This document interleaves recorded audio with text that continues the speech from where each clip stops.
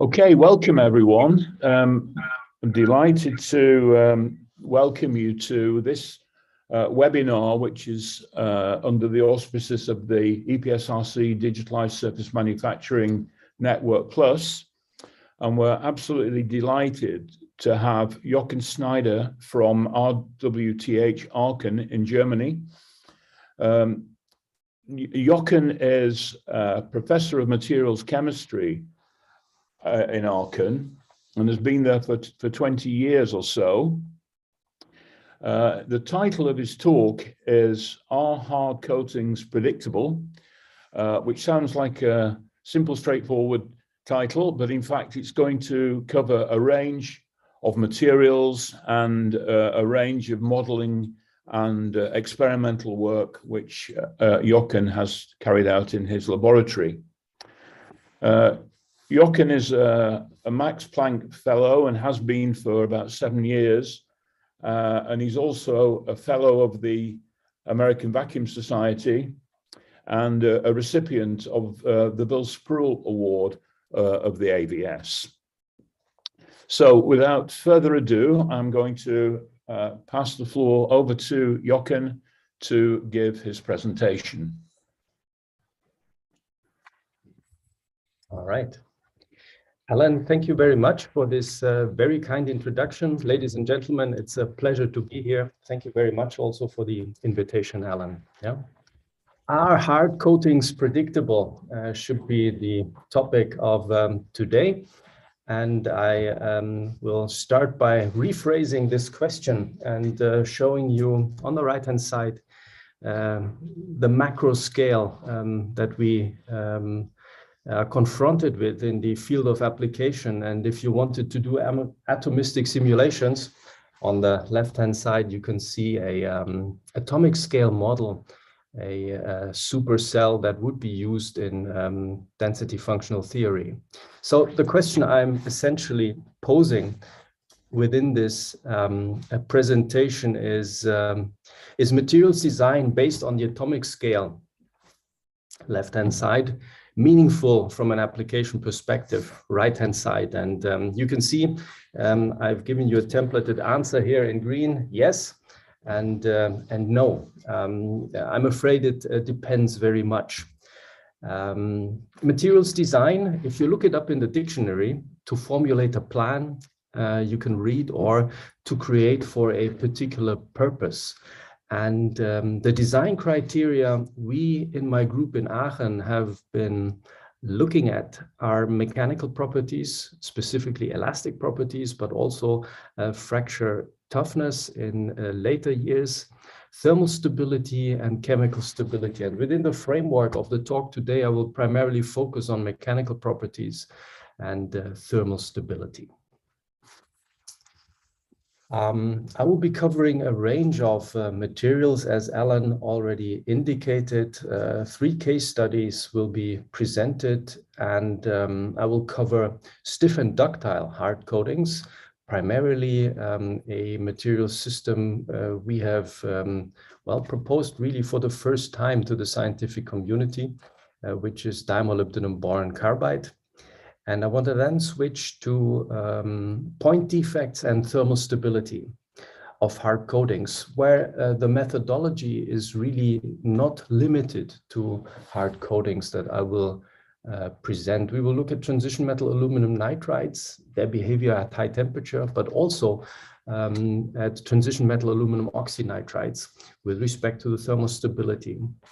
And then in a third section of the talk, want to look at point defects and their ramifications for the elastic properties, again, of hard coatings. Vanadium aluminum nitride will be the model system here.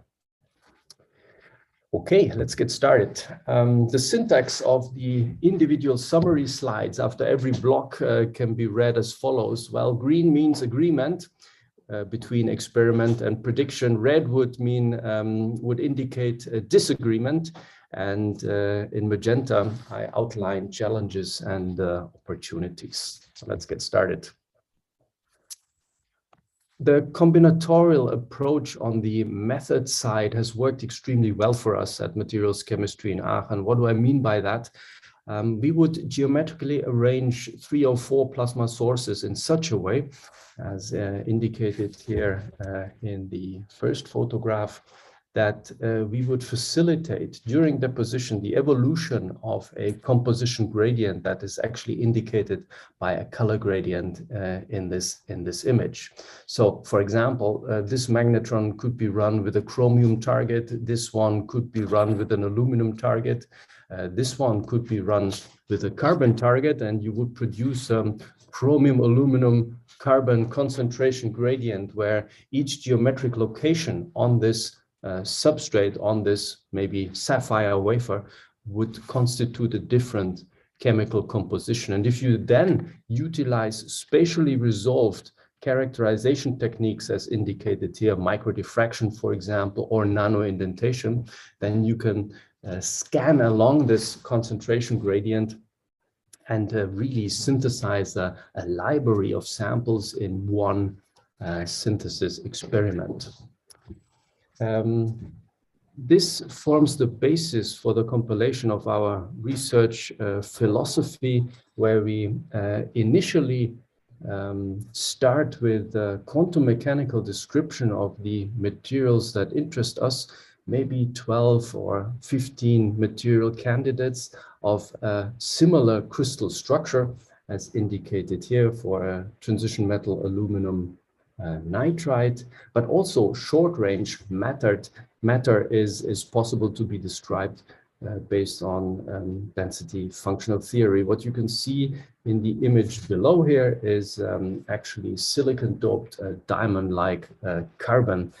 Both images depict electron density distributions. From this initial conceiving stage, we move on to the lab and utilize our combinatorial synthesis techniques, as I have explained just a minute ago. Not for the 15 materials candidate, but only for the 1 or 2 champions. Champions with respect to the design criteria I alluded to earlier. That may be elastic properties, that may be fracture toughness, or that may be thermostability. Yeah. Okay. We would then move on to characterize these samples with spatially resolved characterization techniques. Here you can see, for example, an atom probe tomography tip indicating the spatially resolved composition analysis. This tip may be 300 nanometer long and contain 100 million atoms or so. All of these characterization results we can then relate to the performance of the material that we then operate either with application-oriented partners or with industry directly. Now, the most important part about our research philosophy are the little red arrows going back from the operation or characterization stage all the way back to the conceiving stage where we initially started. Very often we learn during characterization or operation that the material behavior deviates from the original prediction that was based on density functional theory calculations. That gives us a chance to refine and improve our quantum mechanical description. And within the framework of a typical PhD thesis in my group in Aachen, we loop 3 or 4 times through this space, improving the quantum mechanical description with every loop, and we think this is a lot more efficient than trial and error. Okay, let's get started with the first section of the presentation, stiff and moderately ductile materials, dimolybdenum boron carbide. And you can see again our research philosophy depicted in this graph here, going from the conceiving stage to the characterization stage, and back in this Neurophysics News article. Why were the editors of Neurophysics News excited about this particular paper? Well, because dimolybdenum boron carbide shows unusual properties, or a very unusual property combination, I should say. Let's look at cubic boron nitride. You have a bulk modulus of 376 GPa and a B over G ratio of 0.98. B over G ratio is, for the solid state physicist, a good indicator for the expected ductile or brittle behavior, although only based on elastic properties. Ever since the publication of Pew in the year 1954, we know we can classify the mechanical behavior of solids based on the B over G ratio. And this particular paper, it says B over G ratio larger than 1.75. We would expect the material to be ductile. That would leave cubic boron nitride as a brittle material, and that is our expectation. Let's look at aluminum.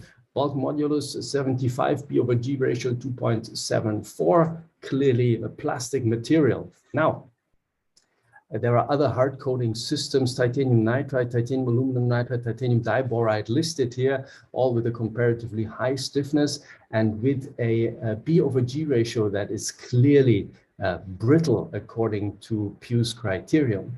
And the special behavior that we observed in diamolybdenum boron carbide is an unusually high bulk modulus with 324, actually 75 or so % of cubic boron nitride, and a B over G ratio that actually is close to the boundary of brittle and ductile materials according to Pew. Also, the calculation of the Cauchy pressure indicates ductile material behavior of diamolybdenum boron carbide. And if you compare this to the other hard coding materials that are utilized at the marketplace, clearly negative Cauchy pressures are calculated.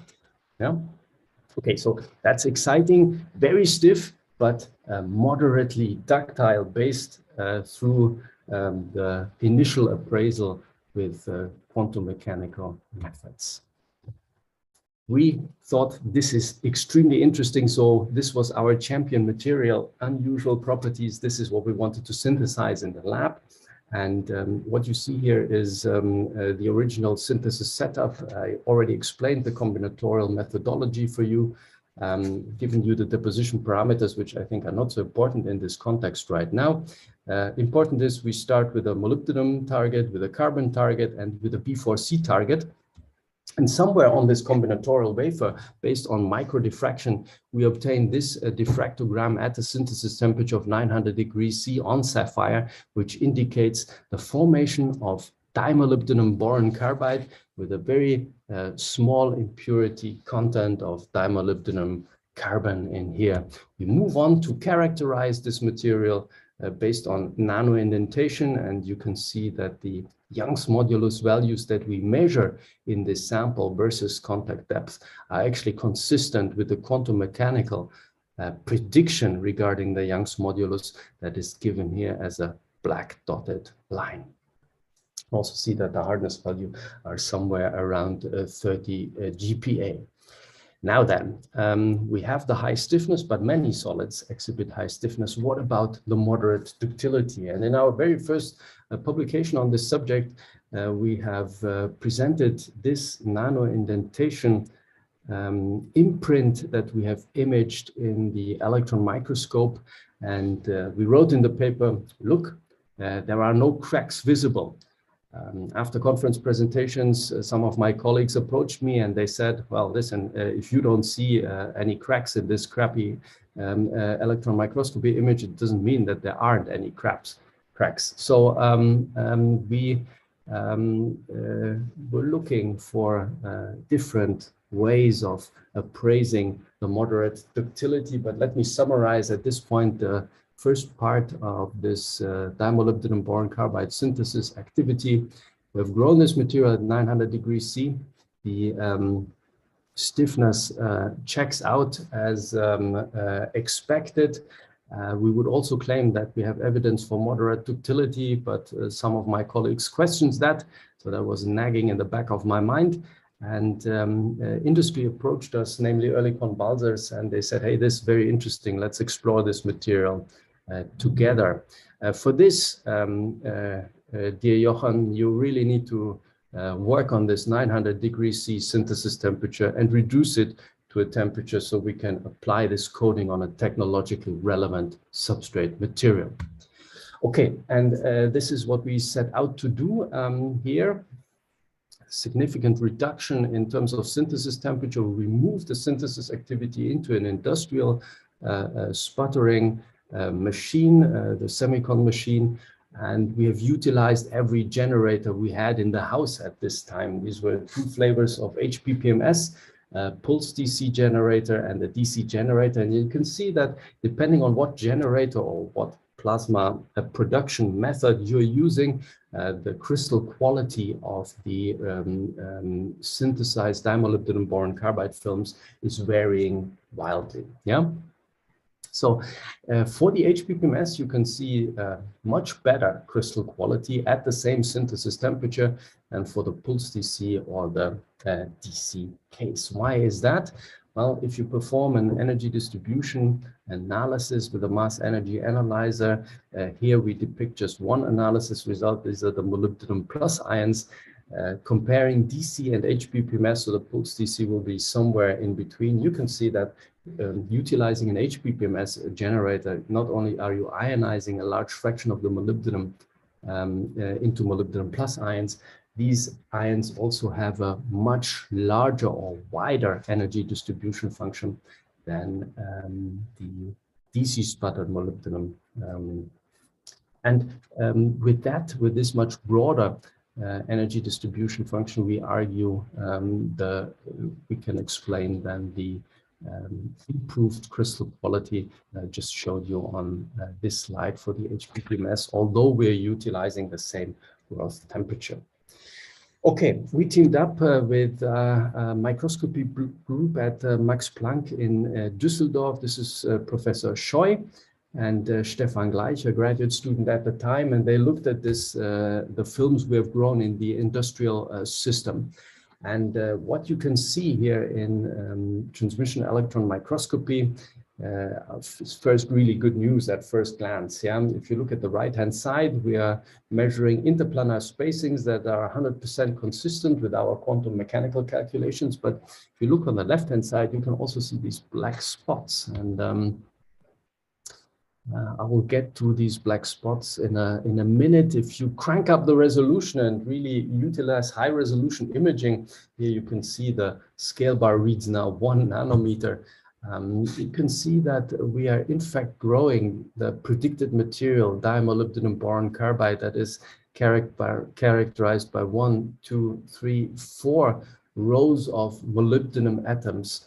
But you can also see that we are growing, in addition to 1, 2, 3, 4, also a material that is characterized by the presence of 1, 2, 3, 4, 5 molybdenum rows, and actually in the same image, 1, 2, 3 molybdenum rows. Yeah. So we are growing compositional defect phases that are not possible to be resolved in X-ray diffraction, that are only possible to be resolved in high-resolution electron microscopy. Now, the black spots that I alluded to a minute ago been analyzed in my group by Pradeep here in the atom probe, and what we can see is every black spot initially identified by high resolution electron microscopy actually contains an argon enrichment. I think this is very interesting. We are incorporating our working gas, our sputtering gas, during sputtering of dimolybdenum boron carbide into the as-grown material, and we are forming nanometer scale segregations of argon in this material. The whole story regarding the high resolution work was published in 2017, and I'll leave this in the presentation for you to find it. You remember that some of my colleagues were unhappy with the statement regarding moderate ductility, and that's why I teamed up with my colleague at Max Planck. This is Professor Dame and Saunders Jaziri. In his team, we deposited our dimolybdenum boron carbide coating, where we have developed an industrially compatible synthesis pathway onto copper substrates shaped for tensile testing. And if you apply a force now, as indicated here in this image, you would expect plastic deformation from the copper, and sooner or later you should get to a critical stress or a critical strain where you introduce cracks into the hard coating material. And we have looked at several coatings. We have deposited molybdenum aluminum oxide, titanium aluminum nitride, the benchmark coating for cutting and forming today, chromium aluminum carbide and max phase aluminum, and the material that of interest in this study, dimolybdenum boron carbide. And we kept the strain at around 11%, maybe 10 plus minus 1. And that is the corridor we're looking at in this graphical representation of the crack density versus the engineering strain. And what you can see here is that we probed a whole range of strain for dimolybdenum boron carbide, and we compare this in terms of the crack density to aluminum oxide, titanium aluminum nitride, molybdenum, and aluminum. And that's where we see no cracks in plastic aluminum. You remember the table, how we started this whole discussion regarding Cauchy pressure and B over C. We do identify a much larger crack density for molybdenum, aluminum oxide, and maybe most significant in this study, also titanium aluminum nitride. So our dimolybdenum boron carbide can be classified as moderately ductile. Again, the whole story can be found in this paper in Surface and Coatings Technology. Great, so it is time to ask ourselves, were we successful with our prediction regarding the synthesis and properties of this unusual material, or this molybdenum boron carbide with an unusual property combination? Well, equilibrium volume and elastic properties, as well as the moderate ductility, they check out. We have no disagreement regarding the elastic properties or the equilibrium volume.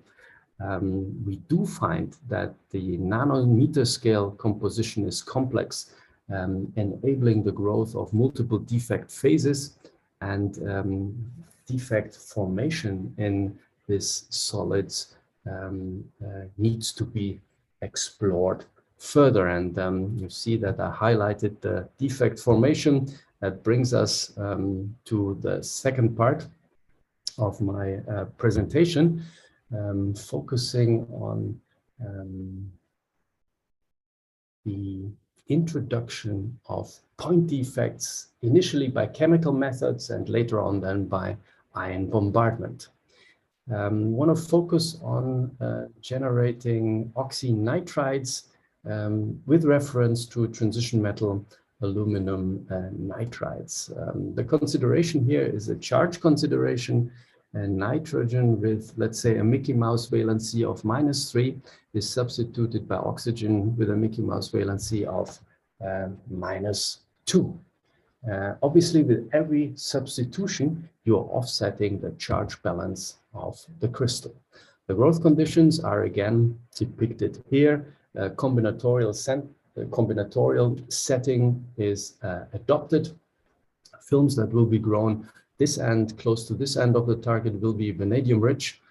Films that we grown down here, and in the semicon system, this is a 0.5 meter long target, will be aluminum rich. Synthesis temperature was 300 degrees C, and we are growing in nitrogen oxygen mixtures. This slide is just to show that all of the films that were grown, independent of the oxygen concentration, were FCC structured. And we have a prediction here regarding the evolution of the lattice parameter with respect to the oxygen content that clearly shows a positive slope. This is based on a one-to-one substitution of nitrogen by oxygen. This, ladies and gentlemen, is the experimentally determined slope in lattice parameter oxygen content space. And you can see this is a catastrophe from a prediction point of view. Not only are you depicting the wrong slope, you're depicting in any setting, apart from this crossover point here, different lattice parameter magnitude. But I think the slope is the thing that really tells you, hey, you haven't understood the underlying material science here. Okay, if you now correct for the charge imbalance that you introduce by the substitution of nitrogen -3 by oxygen -2, and you are introducing a charge balance corrective in the sense of a defect structure, then you arrive at the black data points. And the black data points depict the electroneutral vanadium aluminum oxynitride supercell. And you can see here that there are some empty lattice sites, and these empty lattice sites are actually metal vacancies. And with the introduction of the metal vacancies, you're tilting the slope from positive to negative, and you are then observing similar slope with respect to the magnitude between theory and experiment. We also compare now this lattice parameter prediction with the experimental stress-free vanadium aluminum oxynitride when you dissolve the film of the substrate, relieving stresses. You can see that the green data points of the stress-free vanadium aluminum nitride beautifully corresponds to the quantum mechanical prediction, and that tells you that the black data points is the electroneutral vanadium aluminum nitride corresponds very, very nicely with the experimental data depicted in blue here. Yeah. Okay, elastic modulus predictions, again, we observe in calculation and electroneutral in the calculation of the one-to-one substitution and the electroneutral configuration. We observe a negative space where the electroneutral configuration shows a more pronounced negative space. Let's compare this to the experiment. So again, we observe here very good agreement between black and blue, which is the electroneutral configuration. Yeah? How does this compare to titanium aluminum oxynitride produced by arc deposition and by HIPM? So now we are changing the material system, and we are changing the production sequence or the production method. Again, we are looking at the lattice parameter in versus the oxygen concentration. You can see here in blue the experiment vanadium aluminum oxynitride, the electroneutral configuration vanadium aluminum oxynitride. That is the data set that I've introduced over the last couple of slides. And you can see the experiment titanium aluminum oxynitride in red, and in green the arc titanium aluminum oxynitride. So it's a comparison between HPPMS and arc, between red and green. And in the dark blue, again, you can see the electroneutral titanium aluminum oxynitride. Good agreement between experiment and theory for the titanium aluminum oxynitride, independent of synthesis technique.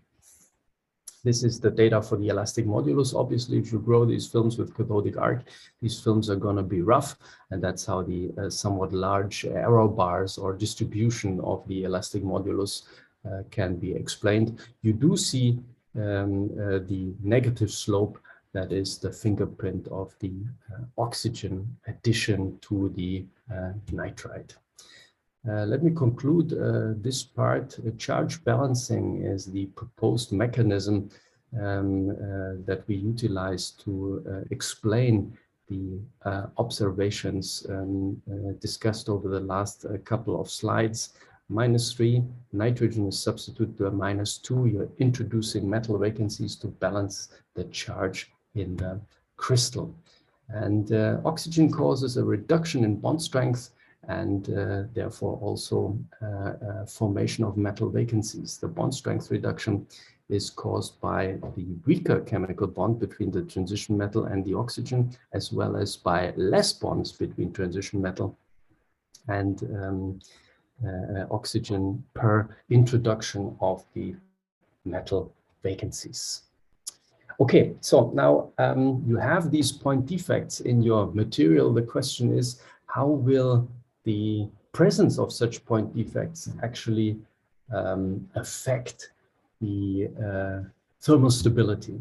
And to explore this, we set out to utilize gas phase combinatorics. And I think this was the first example in the literature that people used gas phase combinatorics. So we bleed the nitrogen into our chamber in at one end of the target. And the idea was that a nitrogen partial pressure gradient along the long axis of the magnetron sputtering target evolves by that very focused injection of the reactive gas.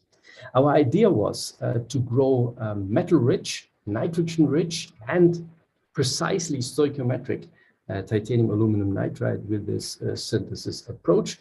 And you can already see on the chemical information I'm giving you here, nitrogen, nitrogen, that we were successful with this approach. So we have grown a titanium aluminum nitride in the center here with nitrogen concentration that can be considered close or very, very close to stoichiometric based on the nitrogen concentration that is measured by RBS and ERDA.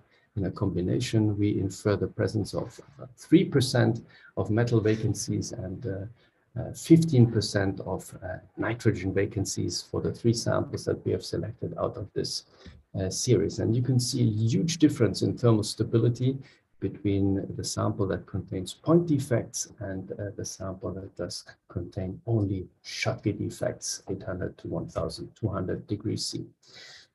Maybe more telling is the atom probe tomography that we have been carried out on these samples. You can see atom probe tomography is extremely sensitive to decomposition and a good optical indicator for decomposition.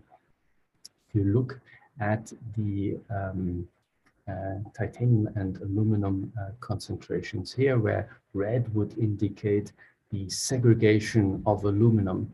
You can see here on this maybe 200-300 nanometer scale, the length of the tip, and no evidence for segregation in the close to stoichiometric sample, but evidence for segregation already at 850 degrees C for the over and under stoichiometric sample, the samples that contain metal vacancies and nitrogen vacancies. Yeah?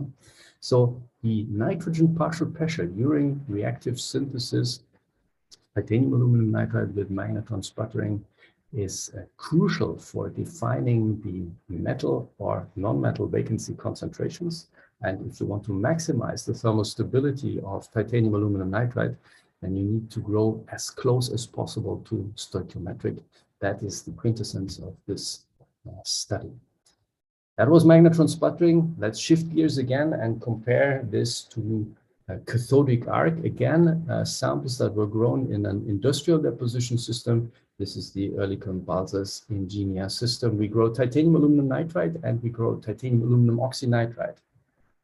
Again, we are introducing point defects by introducing oxygen in this material.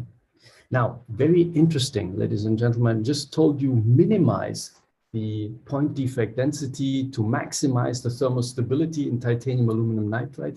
Here we observe a very interesting result. The stability limit for the titanium aluminum nitride that is grown in the cathodic arc system is 1000 degrees C, and the stability limit of the oxynitride grown in the same deposition system is 1,300 degrees C. Now you say, wait a minute. First you said minimize the point defect concentration. Now you say oxynitrides actually improve the thermal stability, but they do have point defects. That is exactly what I'm saying. Yes, depends if you're looking at titanium aluminum nitride by itself, or if you're looking at oxynitrides, then you have to rewrite history, so to speak. Okay, let's look at the atom probe tomography. You already are used to these images by now and have accepted that atom probe tomography is actually a very nice stability indicator, or shows us when decomposition occurs. Most important part here is the sample at 1,300 degrees C. You need to, what you can see in this image is that we grow aluminum nitride that is stable in the hexagonal configuration. And this aluminum nitride, red aluminum, green nitrogen, is characterized by close to zero oxygen concentration. That means if you grow larger, if you nucleate, if you segregate larger regions of hexagonal aluminum nitride, you need to push out the oxygen out of this region, as there is a close to zero solubility of oxygen in hexagonal aluminum nitride. That requires mobility not only on the metal sublattice, you need to move the aluminum and the titanium to facilitate the growth of aluminum nitride. That requires, in the case of the oxynitride, also mobility on the non-metal sublattice, as you need to move nitrogen and oxygen in an orchestrated motion to actually allow for the nucleation of hexagonal aluminum nitride. Okay, let's look at the calorimetry, and also the calorimetric data indicates with respect to the enthalpic signal, but also with respect to mass loss, that the superior thermal stability of the point defect containing titanium aluminum oxynitride compared to the titanium aluminum nitride. How can this be understood? How can this be rationalized? Quantum mechanics saves the day here, as the energies that we calculate for mass transport, namely the activation energy for bulk diffusion, as well as the energies required to form a vacancy, which is a necessary mechanism that needs to take place before diffusion, because we need a place where atoms can diffuse into.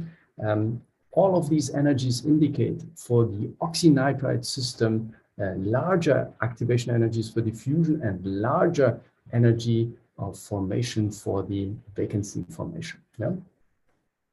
So we can understand the larger thermal stability of the titanium aluminum oxynitride with respect to the nitride based on the larger barriers for the vacancy formation and for materials transport in the system as compared to titanium aluminum nitride. Okay, all of this was discussed in detail in this 2021 ACTA paper by Holzapfel et al. Okay, it's time for another resume.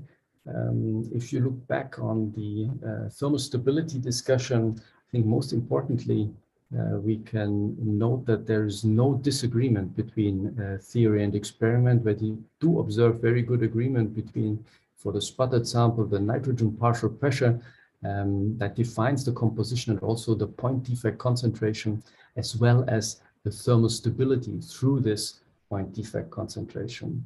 I think the important thing that needs to remain on our to-do list is to describe ion surface interactions, and that there are differences in arc and sputtering to be observed.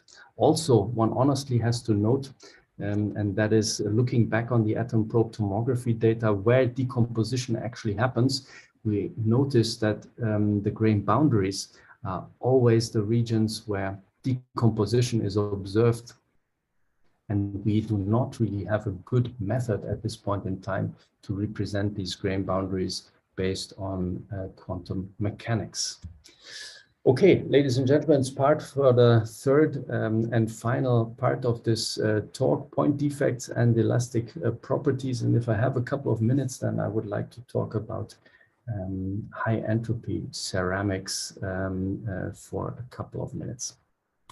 Okay, we have developed what's called the thermal spike model to mimic the consequences of ion bombardment during film growth. We have tested this on chromium aluminum nitride, where in the literature you observe a spread in elastic modulus ranging from 250 to 420 GPa. There's really not a good reason in the world why a material that grows in FCC with a fixed chemical composition should exhibit 250 to 420 GPa variation in terms of elastic properties that are defined by the bond energy. Most important part, what you can learn from this graph is the stress-free configuration gives you at a certain temperature a certain elastic modulus value. And the good news about this is actually the experimentally reported range captures this value. And if you want to move upwards, then you can achieve any value within this experimentally reported box simply by correcting for the compressive stress. So if authors would report the compressive stress state of their film, you could recompute the Young's modulus, and my suspicion is that these values can at least in part be explained by the presence of compressive stresses. Okay, let's get started. We mimic ion bombardment in vanadium aluminum nitride. Why are we interested in vanadium aluminum nitride? Well, it shows a very high fracture toughness compared to titanium aluminum nitride. We have squeezed the energy distribution function during high power pulsed magnetron sputtering of our discharge to a value of 4 ± 1 EV. And with these 4 ± 1 EV, we now not only grow films as indicated down here, we are also using the thermal spike model that we have set up for chromium aluminum nitride for vanadium aluminum nitride now, and we mimic the effect of high energy ion bombardment on the defect structure formation here as depicted by these cartoons where the ion energy ranges from 39 eV all the way up to 233 eV.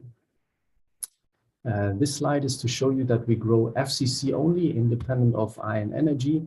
And here we depict the lattice parameter versus kinetic ion energy. You can see that the theory as well as the experiment show very good agreement, and they show a maximum here. How can this maximum be understood?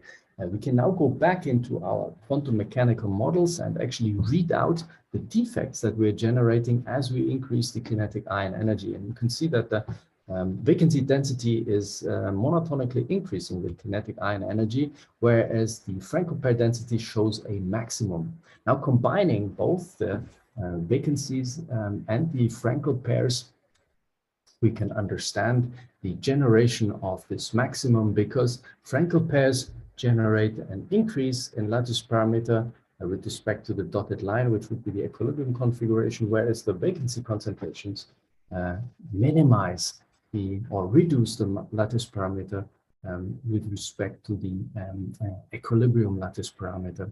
And that is by the maximum of the Frankel pairs that are at higher ion energies than annihilated by ion bombardment, we can understand the evolution of the maximum in lattice parameter versus kinetic ion energy space. Similarly, the compressive stress state shows in red here the prediction, and black and blue again the experiments. Very good agreement between theory and experiment. The minimum in stress can again be understood based on our calculations, as the vacancies would facilitate the presence of vacancies would facilitate tensile stress state, whereas the Frankel pairs generating a compressive stress state. And that's why we are going compressive and then back to tensile as we annihilate again the number of Frankel pairs that we form at energies higher than 120 eV or so. The mechanical properties, and that is very interesting now. When I looked at the mechanical data from the experiments first, I was surprised that there was so little variation in Young's modulus as we crank up the kinetic ion energy. And this finding really can be understood based on the combination of vacancies and Frankel pairs that we introduce as we increase the kinetic ion energy. Both Frankel pairs and vacancies actually reduce the elastic modulus, but they do increase the compressive stress state.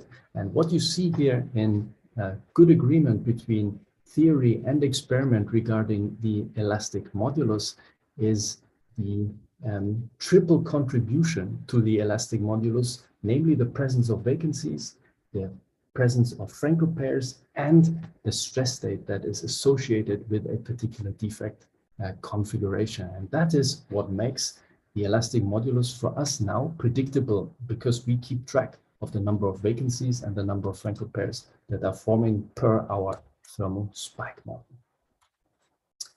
Okay, ladies and gentlemen, I could show you that the magnitude of the kinetic ion energy defines the defect structure in vanadium aluminum nitride, and that the energy, the ion energy, can be understood as the parameter that governs the complex interplay between ion irradiation-induced defect formation and annihilation and their consequences for lattice parameter, stress state, and also mechanical behavior. This is discussed in detail in this 2021 Acta Materialia paper. And time for our bookkeeping. Again, important to say, there's no tremendous disagreement between theory and experiment visible.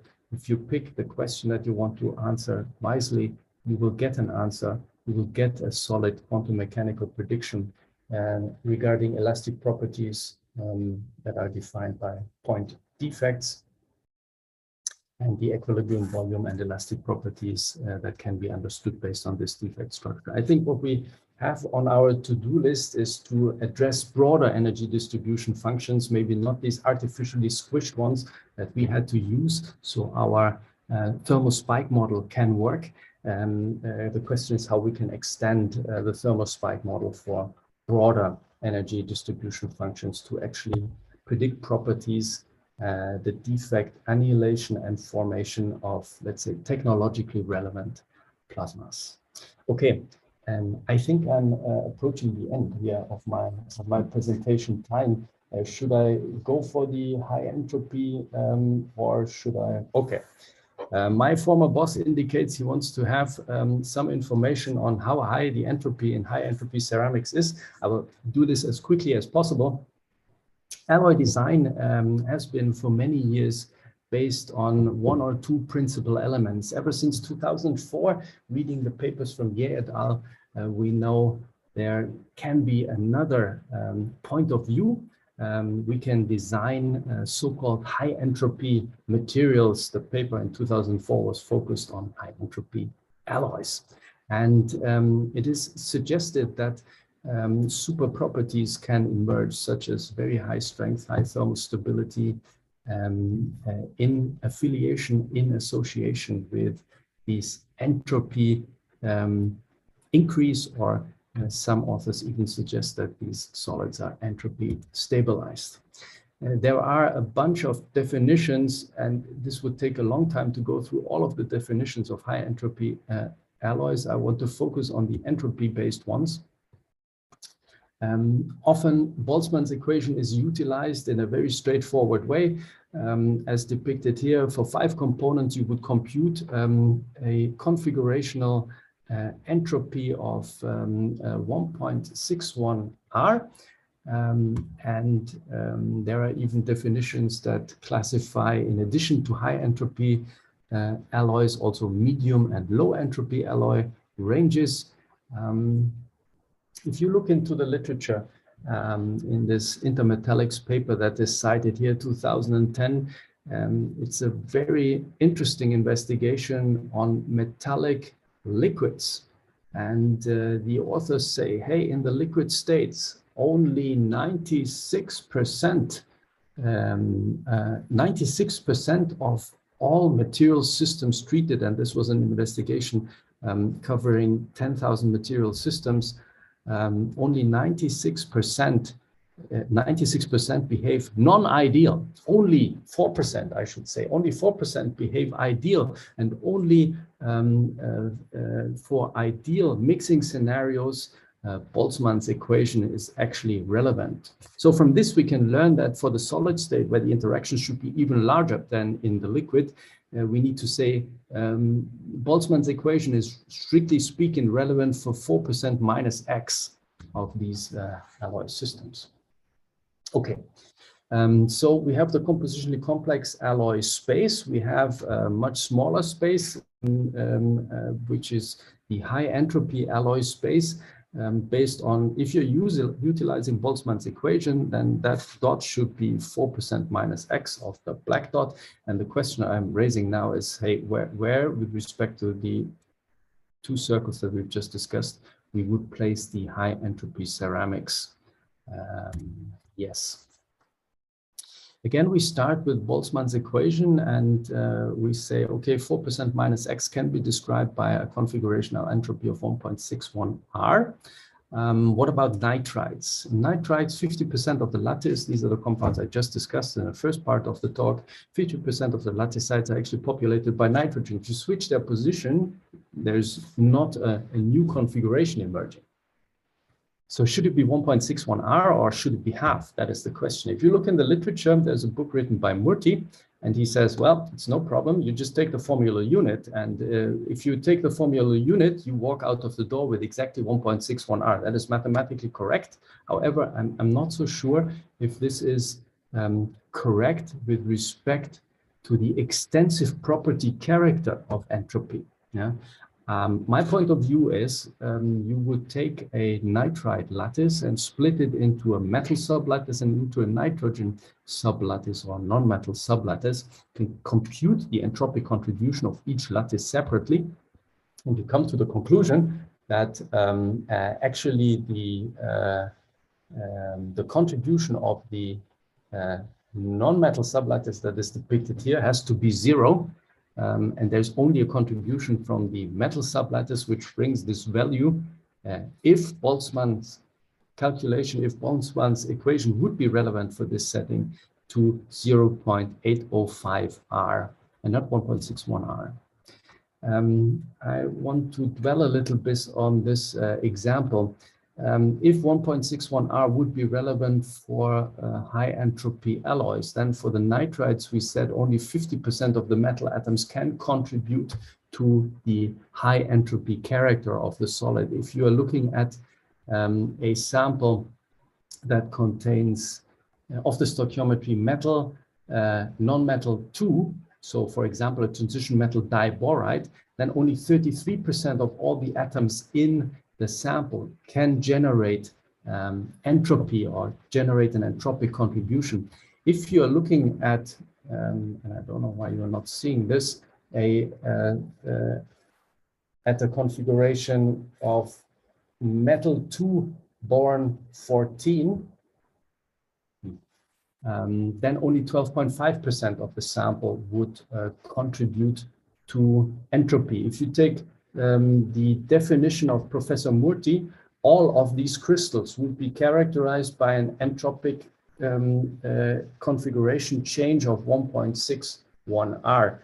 Again, I'm referring to the extensive property character of entropy, and I would compute, based on the discussion so far, the configurational entropy change associated with mixing for a metallic, purely metallic system with 0% population on the non-metal sublattice as 1.61 R minus X, depending on the strength of the interaction and the deviation from ideal behavior.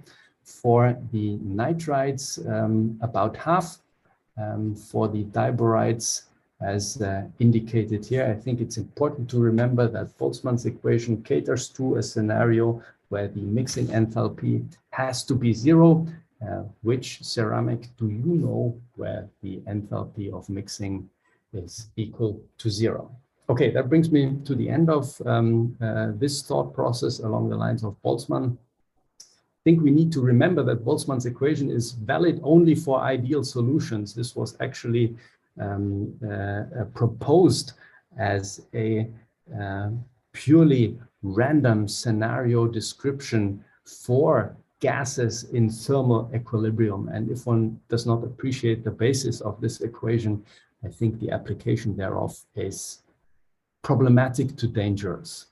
There is a clear requirement for the use of the Boltzmann equation, and that is delta H mix equaling 0. And that is valid for 4 minus X% of the metallic alloys. And I ask you for which ceramics delta H mix would be equal to 0. Now, you know that Boltzmann's equation is very successfully used in Calvert modeling.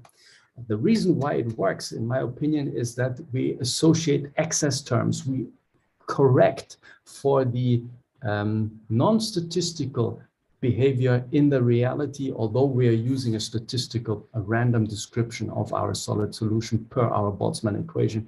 This correction that is very successfully utilized in the Calvert methodology is not used in the high entropy materials literature if we simply rely on Boltzmann's equation. So for me as a materials designer and from a materials design perspective, Gibbs still rules. I want to thank you for your attention. Looking forward to your questions. I would like to acknowledge our funding sources. Thank you very much. Thank you very much indeed, Jochen. We're going to rely on Pamela here to tell us if there are any questions in the chat. There are certain questions, Alan. I would like to ask, there is one question from Peter Darnley. It says, what is B and what do you mean by E? And I don't know what context it is in. B is the isostatic modulus in compression. And E is the elastic modulus, or sometimes it stands also for EA and activation energy. Do the listeners have the opportunity to actually ask a question? Maybe yes. Without the context, it's difficult for me to answer to the point. Yeah, so I'm going to make Peter allowed to talk. Peter, can you talk now? You are on the mute. Yeah.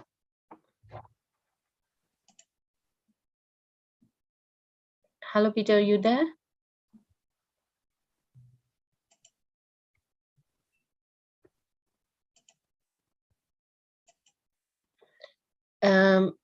It's probably not working. So hello. Hi, Peter. Yes, excellent. Okay. Please feel free to ask your questions. Oh well, okay. Well, there are a lot of thoughts I have, but at one point you were talking about MO2BC. Yeah. And then you went on to talk about TIALN and TIALON. Yeah. Is there a connection between them? I missed that. They seem to be two separate works. Yes, the connection is from a practical application point of view. These are materials for demanding environments, or some people would call them hard coatings. I call them in the title hard coatings, so materials that will be utilized for cutting and forming applications. Yeah. Okay, well, yes, I'm very interested in those applications, but I must say I've not heard about the MO2BC previously. Yes. And has that been used in metal cutting? It is patented by our industrial partners, so they have the opportunity to use this.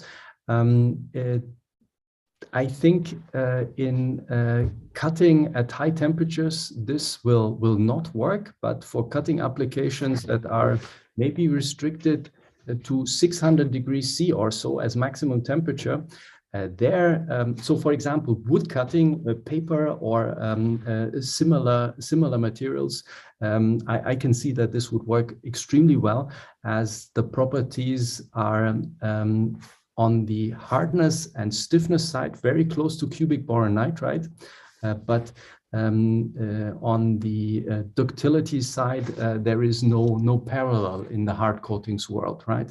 So if you would think of, let's say, wood that contains stones or something like that, you know, these very harsh applications, if you're out in the forest, where a material that would be very, very hard upon impact on a stone would most likely generate cracks or crack networks. This material should behave very, very differently there. Yeah? Well, I had not thought of that as being a major application challenge, but 600 degrees is a very low temperature in metal cutting. For metal cutting, I think the molybdenum, which makes 50% of the sample here, will really limit the temperature range. Yes, molybdenum will burn up like a house on fire. Yes. Yes, but tungsten carbide works very well, and tungsten is used extensively in metal cutting. That's and right. It's a sister element to molybdenum. They're both in group 6. Mm-hmm. So, are these coating materials quite brittle then?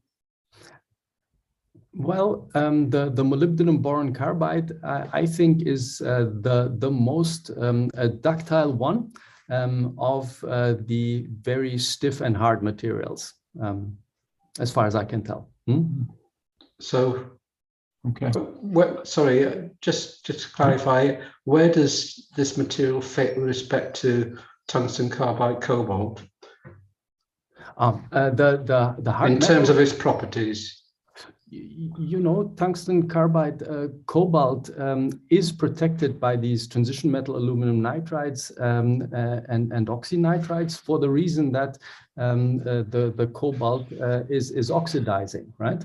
Whereas the tungsten carbide has very good properties in say cutting of metal, the cobalt, from my experience, is the limiter here in terms of oxidation resistance. No, well, sorry, but I don't think you're right on that. The tungsten carbide cobalt itself has poor oxidation resistance. That's true, but in cutting, the contact surfaces are protected from the atmosphere by the adhering workpiece material. So, in fact, the tungsten carbide cobalt material does not see the atmosphere; it only sees the metal.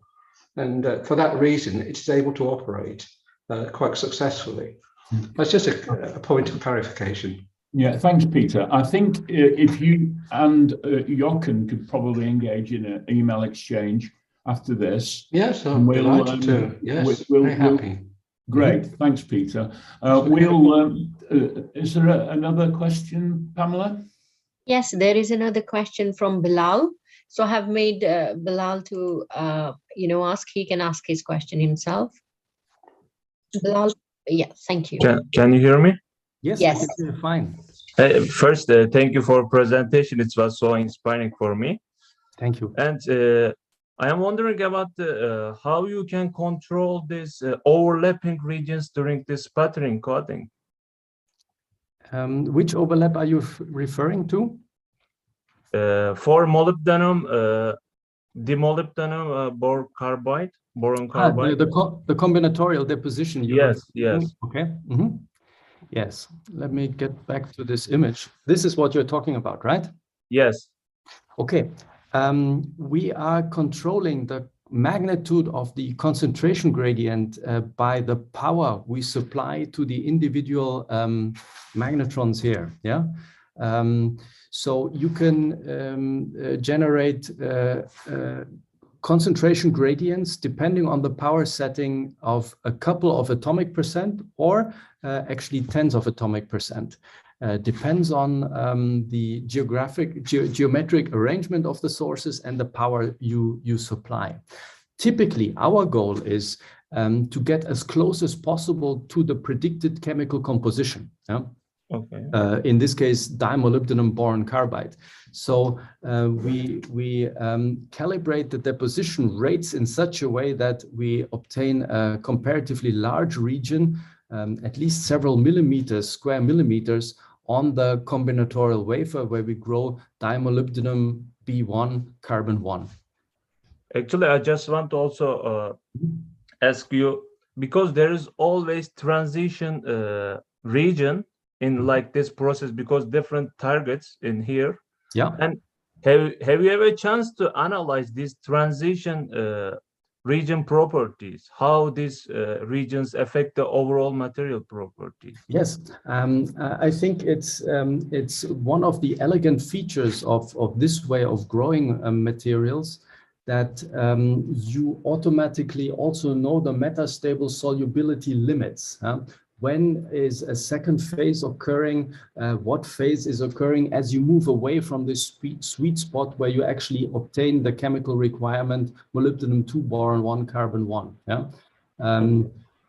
That I think you sort of get for free if you adopt this this synthesis strategy.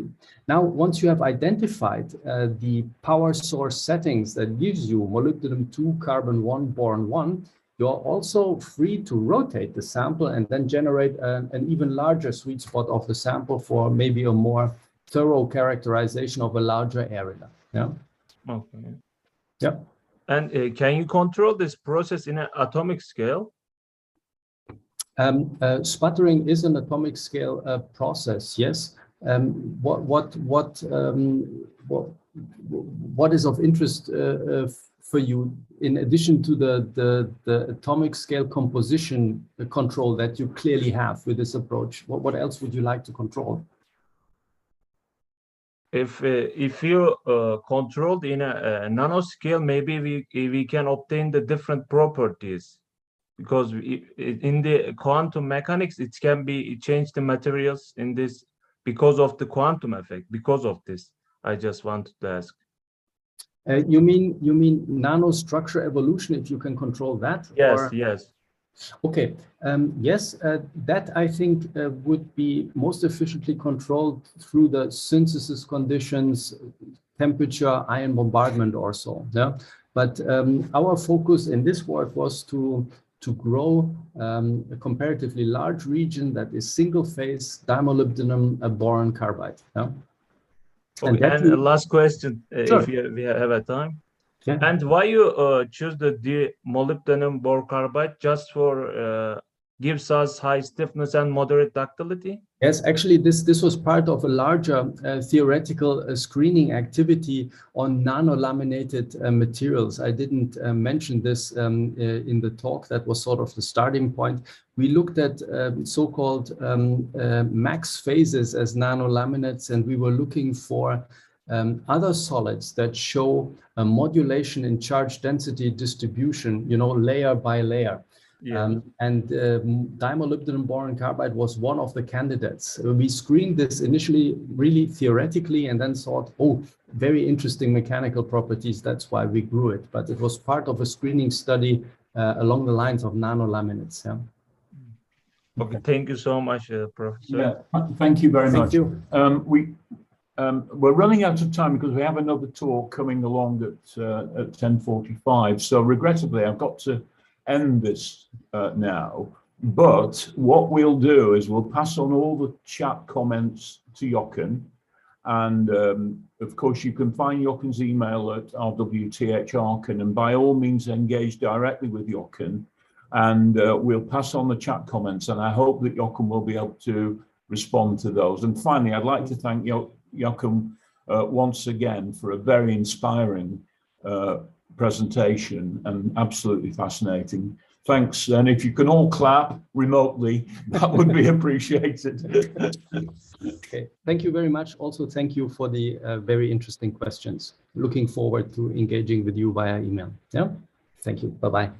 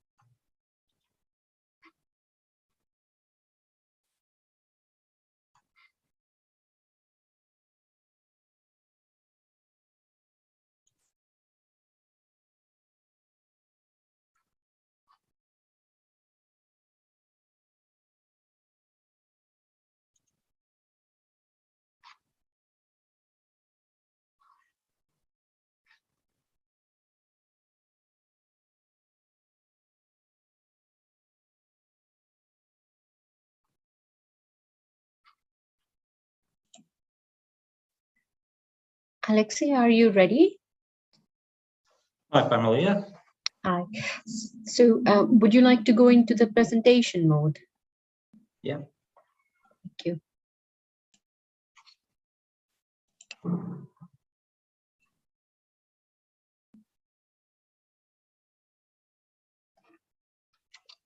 Excellent. It's on now. Yeah. Can you see the whole screen? Yes, we can see the whole screen. Half of it being obstructed by the controls, but should be all right. Probably. Mm-hmm.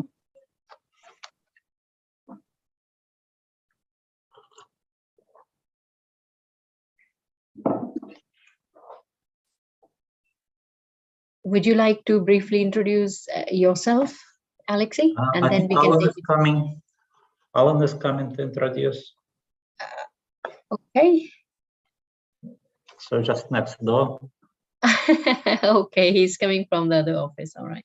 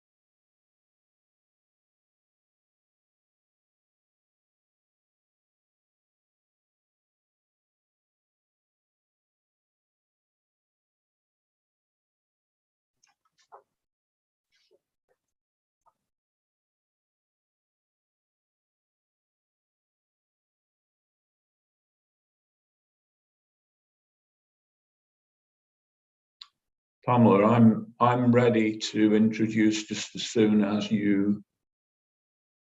We are good to go, Alan. Thank you. Right. Oh, okay. So I'd like to welcome you all to another webinar under the aegis of the EPSRC Network Plus in Digitalized Surface Manufacturing. And this one is being presented by Alexei Yorokin. Alexei has been at Manchester for as long as I've been at Manchester, and prior to that was at Sheffield for about 14 years, and prior to that at Hull. Alexei is a senior lecturer in surface engineering at the university, and we are all members of the Royce Institute, this Henry Royce Institute at the university, and we are coming to you from the Royce Institute. So Alexei's talk's going to be entitled Dynamic voltammetry diagnostics of plasma electrolytic oxidation processes. So I'm going to pass over to Alexei, and Alexei wants to elaborate further on his activities and presence here. That would be much appreciated. Thanks very much, Alexei. Thanks for the introduction, Alan. Thank you. Good morning, ladies and gentlemen. Following very inspiring talk by Johan about excellent research in materials chemistry, I would like to take a slightly different approach, offer you a different topic on digitalization of surface engineering processes. And the process I will be talking about is plasma electrolytic oxidation process, which is advanced standardizing technology. But first, before I go into the essence of the talk, I would like to give an acknowledgement, first of all, to the Royce Institute, who have a faith in this technology and to the in the work that our group had been pursuing for several years. I also would like to give a credit to my co-authors. Alexei Rogov has been postdoctoral researcher in our group for several years already, and he had been instrumental in the work on the smart electrolytic plasma technologies that we've been pursuing here at Manchester. Alan Matthews, you may see the on the left-hand side of these slides, the logo of Digital Surface Manufacturing Network. Alan had been leading for several years, and most of this research had been inspired by the work that had been carried out during the lifetime of this network. Plus, on the bottom of the slide, you can also see a logo of the Research Center in Surface Engineering, which Alan had been a founding director for God knows how many years, and I had been a proud member of that group for nearly 25 years already. And most of the work, the legacy work that had been carried out in our group had been conceived and implemented thanks to the inspirational atmosphere that had been created in this research center. So,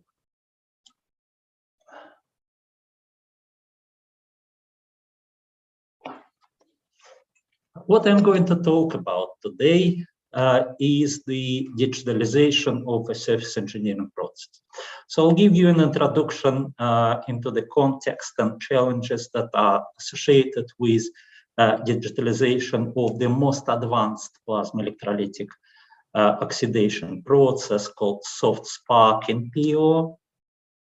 We'll give you an overview of the methods for active diagnostics of the process, and in particular focus on dynamic voltammetry diagnostics of this soft sparking PO process, the method which allows us obtaining polarization curves for the system comprising the treated metal and electrolyte in real time in situ during the processing.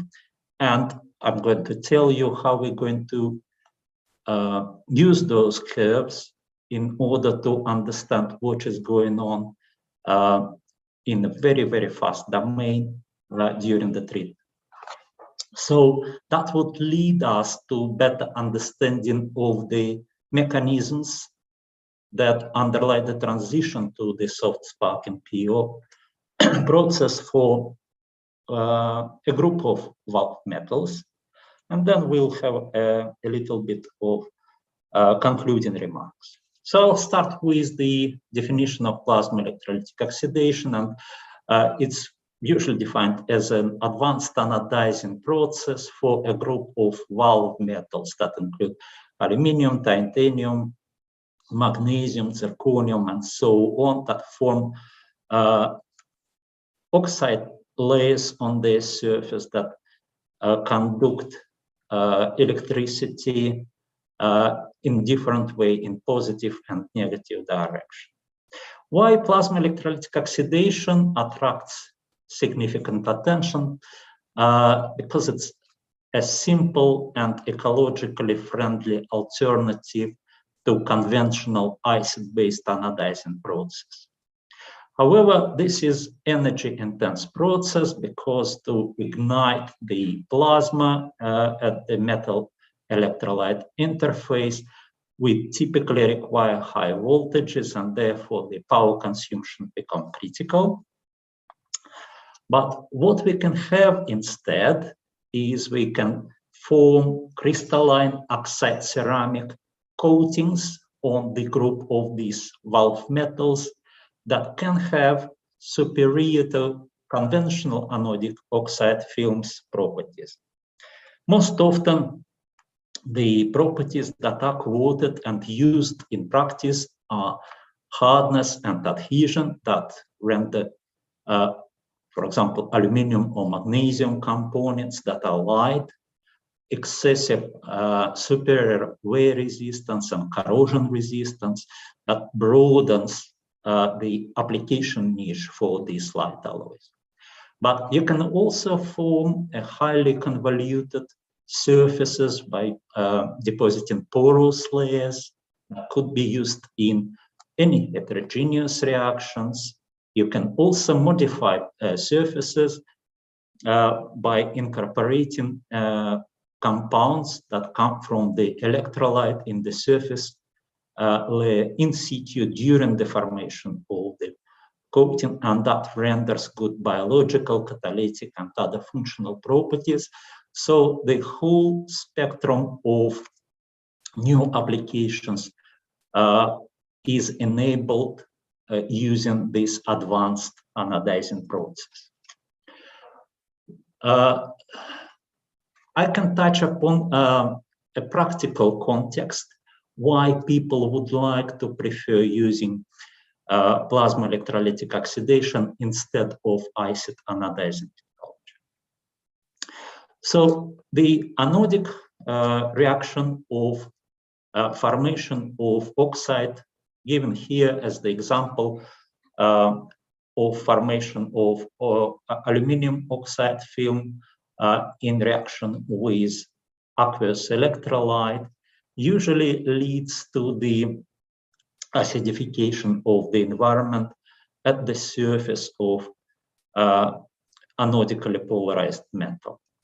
And for aluminum, for example, if we use acid medium, further acidification leads to the aggravation of chemical dissolution or corrosion of aluminum. The consequences of that is that this technology requires careful surface preparation, careful control of current density, and it is notoriously difficult to process complex shaped substrate and highly alloyed aluminum substrates with heterogeneous structure. Unlike acid anodizing, PO uses alkaline solutions, and therefore formation of oxide films on the surface of aluminum alloys, for example, would lead to the shift of the thermodynamic conditions towards the passivation region of aluminum oxide. Therefore, we can avoid most of the intrinsic problems associated with acid-based anodization. What it means in practice is that if we look at the anodizing technology, then it's relatively simple at a glance, but it's very intricate. It includes different stages, including degrees, etching, desmoothing associated with preparation of the surface, careful elimination of the inclusions, and so on. Then anodizing itself follows by multiple rinsing, sealing of the anodic oxide film, and that creates a very intricate steps of a sequence of operations that require, each of them would require very careful control. Sometimes it uses corrosive or restricted chemicals that also have an environmental impact on the manufacturing and everyday's life. So PO offers a much simpler and easier managed alternative to the anodizing process. And overall, despite being more energy intense, it actually can offer a less environmental impact. And finally, a less carbon footprint for the technology. Therefore, it becomes increasingly attractive in modern manufacturing, within modern manufacturing concepts that consider the holistic approach to manufacturing, lifetime analysis and sustainability analysis of the whole manufacturing process.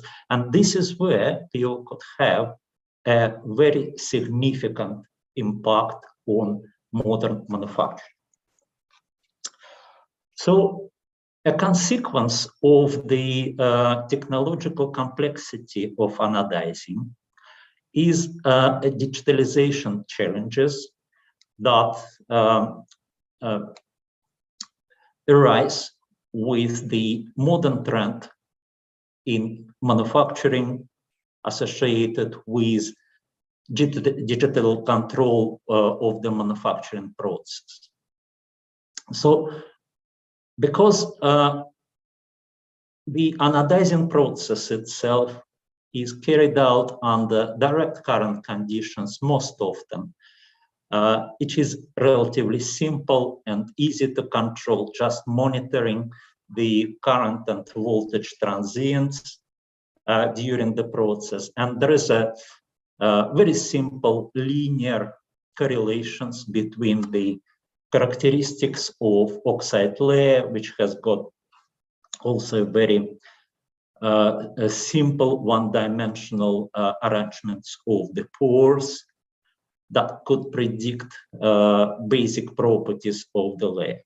So the major challenges in digitalization of this process are actually sensorization and integration of the whole, all steps of anodizing technology in one system. And this is a tedious but quite a routine work that had been routinely implemented in the manufacturing. In contrast, plasma electrolytic oxidation offers completely different challenges. First of all, the core of the process is the control of the micro discharges that occur at the surface of the growing oxide layer. And that provides quite a complex interaction between the electrochemical processes that determine charge and mass transfer, plasma physics that give rise of optical, acoustic emission that lead to surface modification of metal electrodes. So material science becomes relevant here as well. In addition to this, PO is usually considered as a multi-scale process, both spatially and temporary. For example, it uses slow surface evolution, slow coating growth during the minutes, but this coating growth is provided by very fast occurring events, micro discharges that appear as an optical emission, these light spots on the surface of the working electrode. And those fast events could last during nano to microseconds, whereas the coating evolves slowly during minutes. And that multi-scale phenomena are very difficult to control because the physics of slow evolution and fast transient phenomena could be very different and it is difficult to find a correlation between fast and slow processes in general. So digitalization challenges in plasma electrolytic oxidation are somewhat different from those that are dealt with during digitalization of anodizing process. But as in any digitalization of the process, of the technological process problem, we need to create a digital twin that represents the physical process ourselves that we are dealing with, and which is interfaced and interacted using the interface controls such as model of particular electrolyzer and the diagnostic signal that can be fed from the process into the digital twin in order to understand what is going on and predict coating properties. The most plausible approach to digitalization is actually a mechanistic modeling of the process. But here we can admit that not all the mechanisms underlying this process are currently well understood, that there is a weak links between electrochemistry underlying the formation of oxide layer and formation of structure and properties of this layer, and that might require some artificial intelligence tools, neural network modeling, and so on, in order to close this loop and provide the interface between the digital twin and the physical system itself.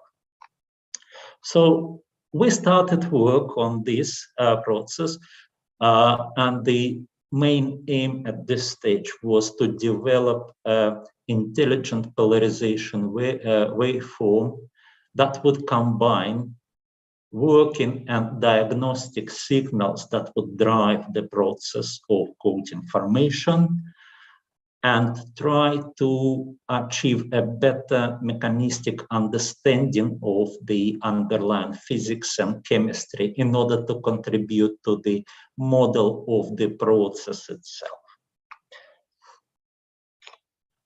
So before I go into the details of this approach, I'll need to give you a historical context, historical retrospective to show how the technology has evolved over the period of about 40 to 50 years, ever since the discharge phenomena associated with anodic polarization of the metal electrodes and electrolytes had been noticed and utilized for surface engineering. So at the initial stage, people used simple direct current polarization, and the process control was relatively simple and primitive, but people gradually realized that they need to control these discharges and they need to interrupt polarization. So the next step that had been applied was a 50 Hertz alternative polarization that had been given, and that allowed to interrupt discharges and refine coating morphology. But late in 1990s, with the development of solid-state power supplies, switchable electronics, people started more increasingly use pulsed technology, pulsed unipolar and pulsed bipolar technology. So that led to further refinement of the coating morphology and eventually led to the emergence of the so-called soft spark and PO process that allows arguably ultimate refinement of the coating. But what's important to note here is that along with incredible flexibility in controlling discharge, this polarization waveform alone offers 6 electrical variables. And together with time, processing time, we have only 7 variables that are associated with electrical and temporal evolution of the process, and that renders the full factorial optimization of the process completely impractical. So we've got to understand what is going on during this transient phenomena associated with pulsed and pulsed reversed polarization. And this is what has inspired our work. So what is the latest development in this technology? So-called soft sparking PO process. And it appears, the example given here is the process which is carried out under constant voltage polarization, so-called voltastatic control, where the coating grows under transient conditions, and that growth is reflected in the reduction of both positive and negative current densities. So in the beginning of the process, the currents are high, and we can see clearly the spectral lines of atomic elements in the optical emission signal collected from the electrolyzer. You can resolve different lines corresponding to both electrolyte and metal species. However, beyond certain time, we fail to resolve any spectral signal. That means that discharging activity ceased. Yet, what's interesting here, the coating continues to grow despite current reducing. And what is yet more surprised is that if we work with the ratio of anodic to cathodic current densities above unit, so that the anodic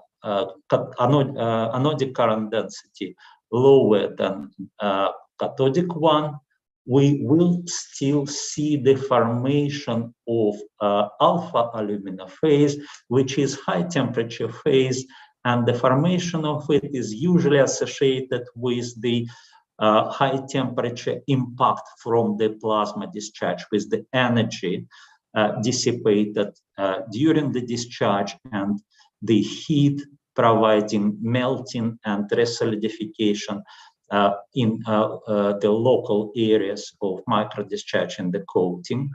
That would bring the temperature above 1000 degrees Celsius in the local spot, and that would normally be explained, put into explanation of formation of alpha alumina phase under near to ambient electrolyte temperature. Here we don't have discharge, yet we can see that alpha phase continues to form during this process. So that creates a really very interesting phenomenon that is worth investigating.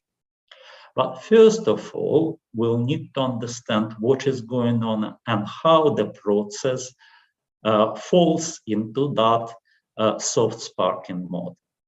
Usually, we can diagnose this process using either electrical or acoustic or optical emission information associated with the discharge phenomenon. However, in the soft sparking PO mode, where we increasingly been deprived from the discharges, both acoustical and optical emission signals become non-informative. And we can't observe surface properties in real time. Therefore, we need a model linking a diagnostic signal to surface properties, and that still remains in the to-do list up to now. So it looks like actually that the only option we've got for real-time diagnostics of the process is the electrical signal. So if we look at the options available associated with the diagnostics using electrical signal, then we can have three options. We can have a transient analysis associated either with the looking how the current responses in respect to the voltage polarization slowly during the coating growth process, so-called DC approximation. We can look at the individual pulses in the microseconds range and try to understand why current falls in the response to the voltage steps within this region that would give rise of the pulse transient analysis. Or we can depart from the time domain and can go into frequency domain and use impedance spectroscopy approach, or can eliminate time completely and operate in terms of current versus voltage, which gives us polarization curves. And this is the approach we tried to explore. Why is that? Because the impedance and pulse transient analysis could give us an electrical equivalent circuit of the process, but the physical meaning of these elements can only be achieved if we have a valid, solid physical model of the process, and this is what can be achieved using the voltammetry approach and the slow current transient analysis. This is what we use. But first of all, we can state that the works on the pulse transient analysis and impedance spectroscopy, in situ impedance spectroscopy of the PO process had been pursued for quite a while, and they usually result in non-linear equivalent circuits of the process with obscure meaning of the components of the equivalent circuits. That's the example of the pulse transient analysis, where the current and voltage decays at the various stage of the process have been fitted using exponential polynomials that gives rise to the equivalent circuit. That's the example of prior work on in situ impedance spectroscopy of the pulsed bipolar process for titanium alloys. What is interesting here is that there is a direct correlation between the thickness of the inner barrier layer, which is noticeable at the interface with titanium substrate here, and the capacitance associated with the capacitive loops visible in the impedance spectrum. So it looks like electrical behavior of the system is driven by the processes that occur in the inner barrier layer, whereas the rest of the coating morphology remains fairly permeable to the electrolyte and therefore does not bring significant impact into the impedance behavior of the system. So barrier layer, this is what we're talking about, and this is what seem to be determining the processes that underpin the electrical behavior and polarization curves collected during the process. So we started developing dynamic voltammetry analysis that using intelligent polarization signal approach. So what this all is about is that we combine the pulsed bipolar polarization, which is a working signal during coating deposition process, with a diagnostic segment, which included different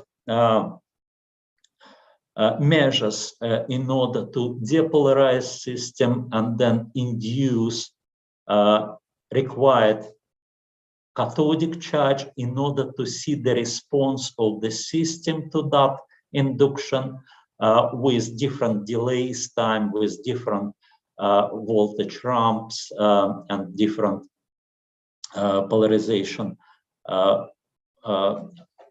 voltages for the cathodic period. So we deconvoluted this signal, got rid of the time, and replotted this as the current versus voltage, giving us dynamic polarization curve, which represents the behavior of the system during anodic period.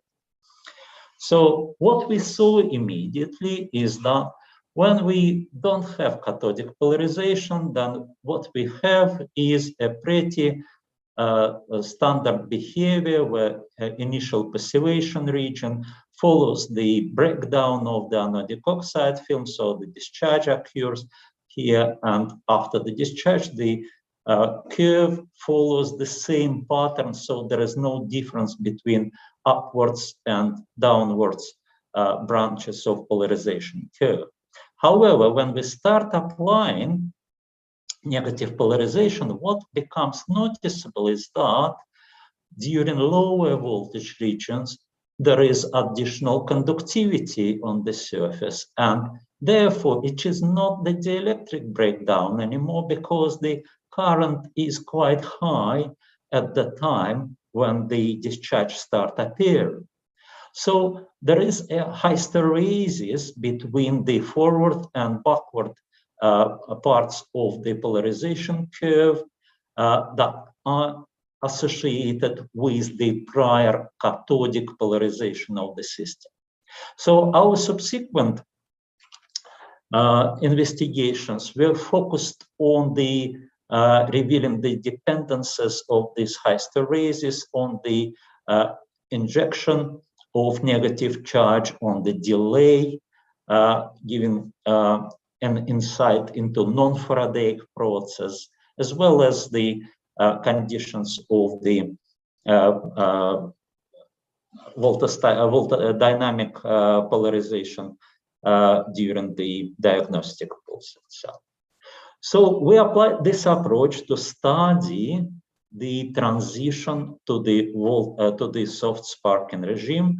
In this case, it was possible. It was easier to use the constant current ratio, so that we could look into voltage transients. And at certain period, what we've noticed is that voltage started dropping, so that coincided with the decay of sparking, where the coating continued to grow. So it's not the anodic dissolution, not the breakdown of the oxide that leads to the exposure of surface layer, it's the change in the state of the coating that we are observing here. So what we've noticed is that there is a large hysteresis charge that is passed during the transition to the soft sparking, and we plotted it against the processing time, and what we saw actually, there was induction of that hysteresis, there is accumulation of this hysteresis, and once it reaches maximum, then the transition from violent arcing discharge to a soft sparking discharge occurs. What we also noticed when we did the chemical analysis of the coating is that along with aluminum and oxygen, there is also a hump of hydrogen associated with the barrier layer. So we immediately thought that the accumulation of hydrogen in the barrier layer is instrumental for the transition to the soft sparking. But what is that? So we looked also at the effect of the pause between the negative polarization and the diagnostic pulse. And what we also see is the self-decay of the hysteresis that can be described by the exponential kinetics. So that led us to understand that the hydrogen evolution reaction during cathodic polarization is not a simple hydrogen evolution. And there is a delay at the step where the hydrogen exists at the surface as the hydrogen atom and does not have a neighbor to form the hydrogen molecule and depart from the surface. And that could trigger intercalation of this hydrogen, atomic hydrogen, into the barrier layer of the surface oxide. So these cell decay kinetics that have been revealed using dynamic voltammetry of the PO process has allowed us to estimate the charge, the kinetics of the forward and reverse reaction. And what we can see that immediately before the transition to the soft sparking, there is an increase in the kinetics of the forward reaction, but deceleration of the kinetics of the reverse reaction, which leads to the increase of the degree of hydration in the surface area, in the barrier part of the PO coating. So that's interesting observation that has led us to develop a concept of active zone.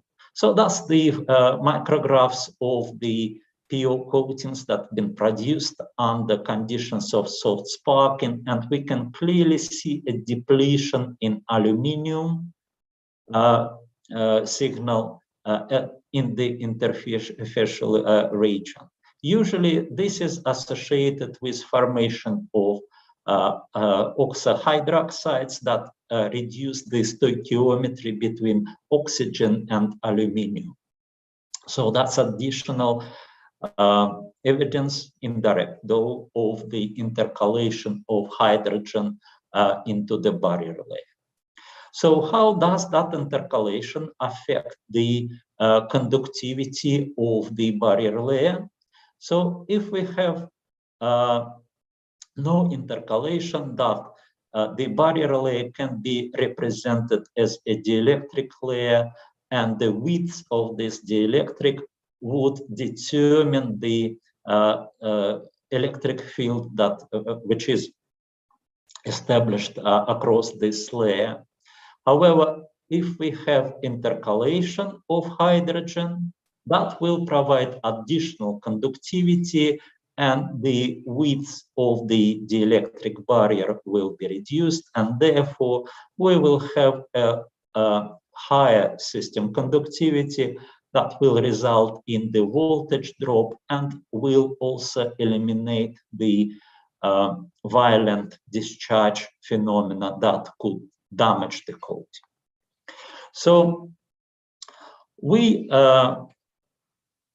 evaluate the kinetics of this process and related to the equivalent circuits elements such as resistances, capacitances, and inductive response, that is that represents the interplay between the kinetics at different steps of hydrogen evolution reaction, leading to a certain peculiar response in the transient mode during cathodic polarization.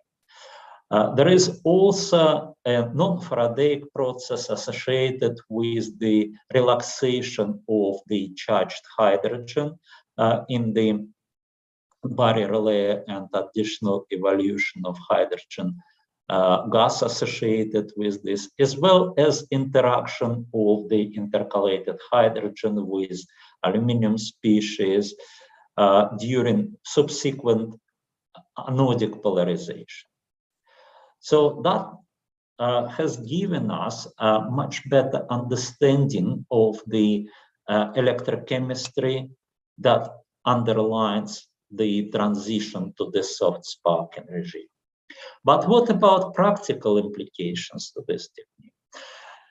It is clear that the for each metal, there should be certain ratio of positive to negative current density that would lead to the beginning of accumulation of the high hysteresis and therefore hydration of the barrier layer that would eventually lead to the formation, to the transition to the soft sparking regime.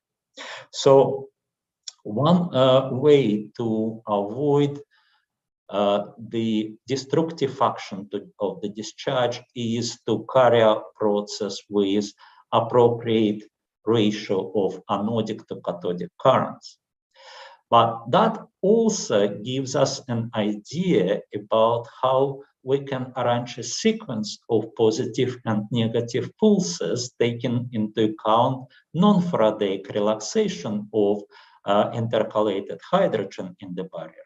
For example, if we keep a long pause between prior cathodic polarization and subsequent anodic discharge, then we can have a relaxation and dehydration of the oxide layer to a certain equilibrium state, and the process would never fall into that favorable regime.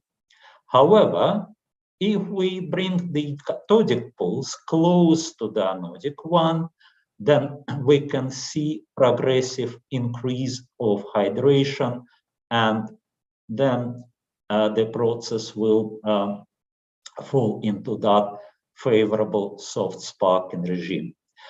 Where it could be useful, we could introduce pauses between anodic and cathodic pulse. And then we will lower duty cycle and the reduce mean average power consumption.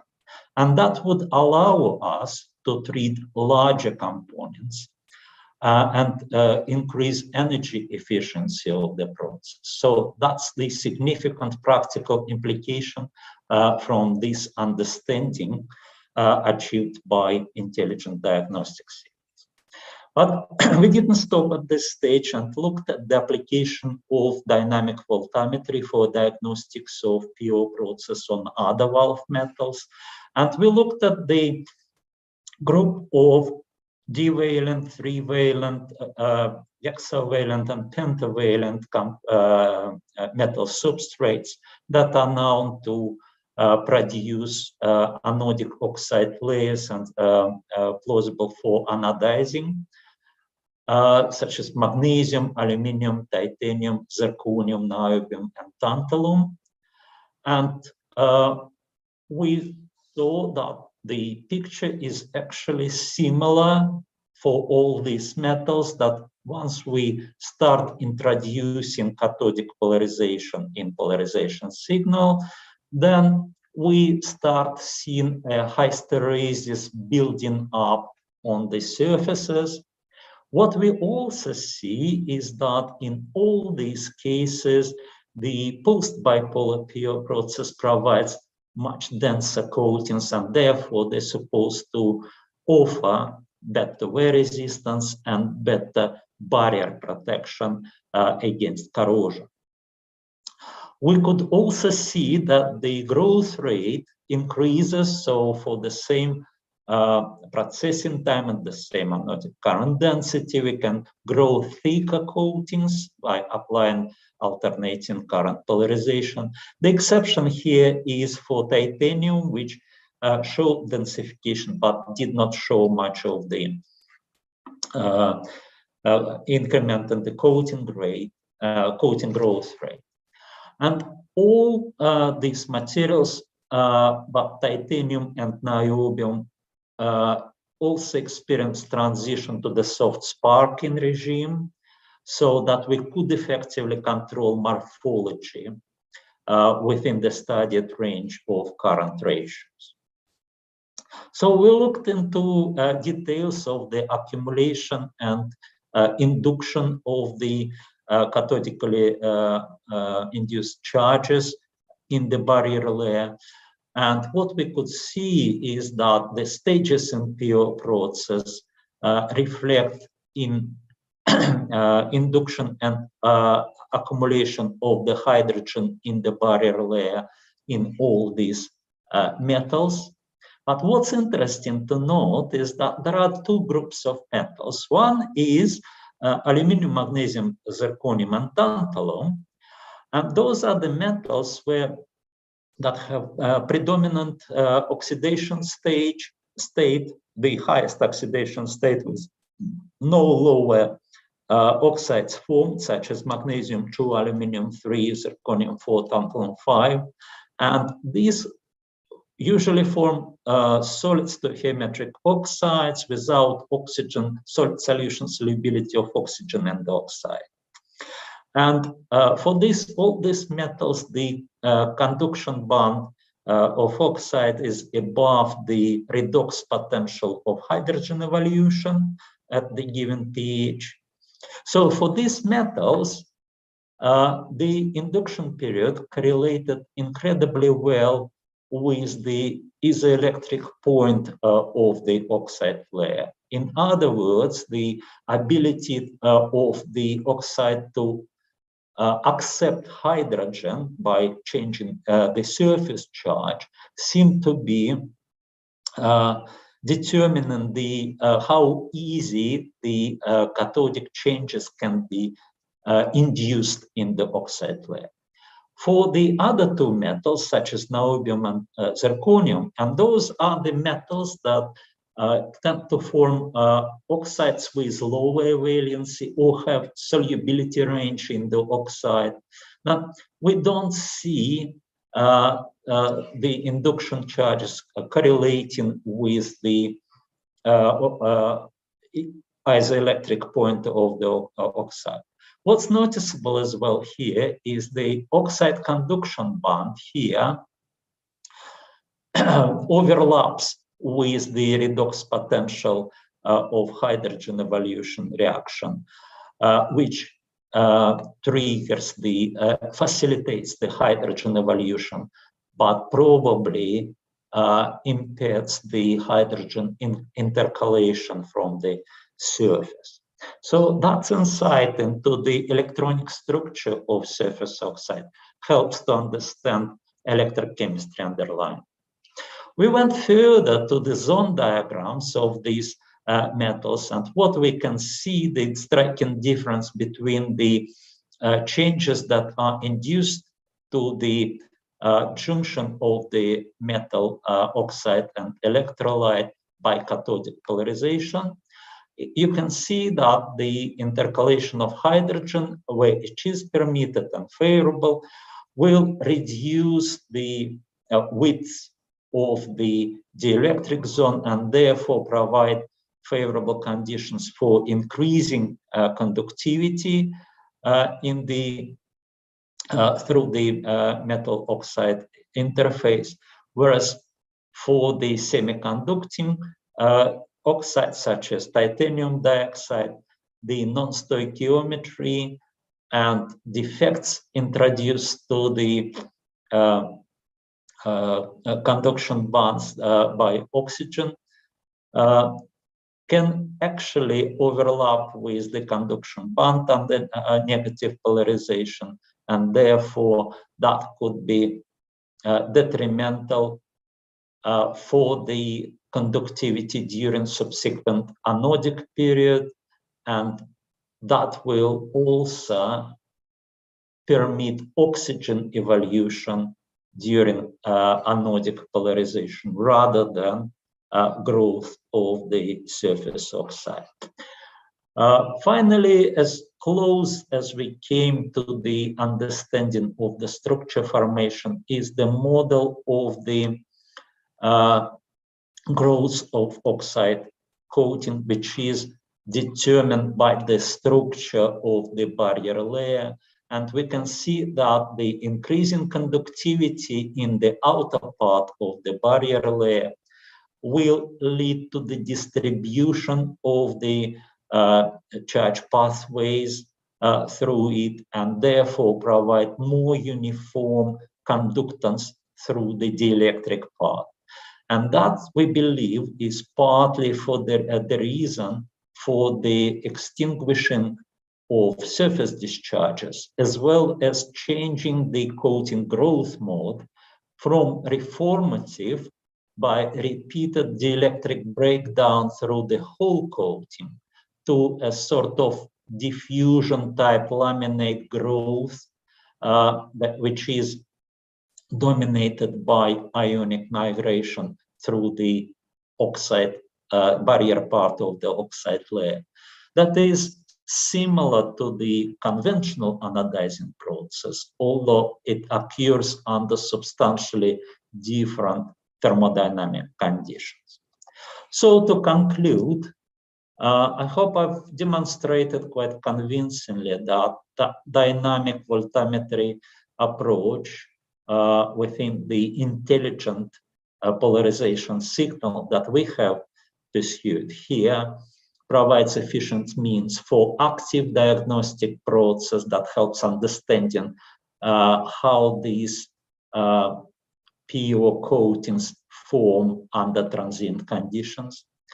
We managed to understand better the transition to the soft sparking regime by showing that it's attributed to the interplay between intercalation and relaxation in the interfacial barrier layer. And we acknowledge that we need further understanding into microstructure formations and PO coatings under sparking conditions. But overall, that intelligent signal incorporating diagnostic signal and working polarization signal could be particularly suitable for real-time digital diagnostics and control of advanced PO processes, making this technology industry 4 compatible. So at this point, I would like to acknowledge the main sponsors of this work and thank you for your attention, and I'm happy to take questions.